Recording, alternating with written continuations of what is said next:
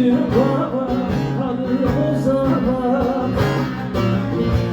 Yetiş üzgün baba halımıza bak. Sensizliğin umudumuz gücümüz. Yetiş üzgün baba halımıza bak.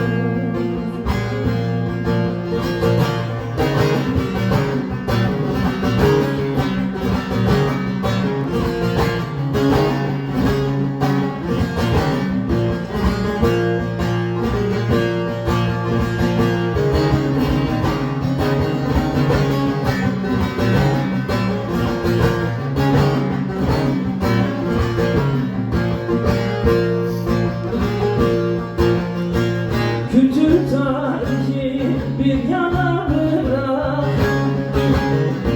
Arılar, çiçekler, kuşlar olacak.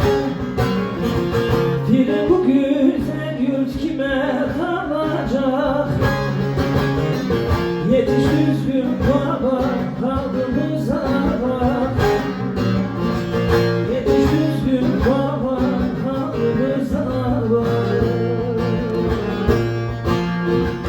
Pire bu güzel yurt kime kalacak? Yetiş üzgün baba halımıza bak.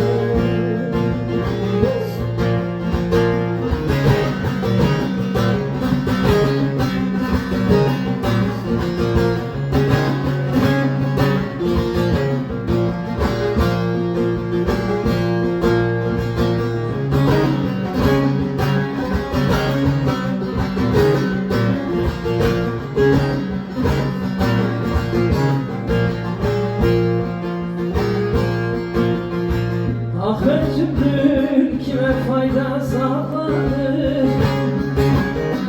Dersin yolu 8 yerden bağlanır. Yüreğimiz parçalanır, bağlanır. Yetiş düzgün baba halımıza bak. Yetiş düzgün baba halımıza bak.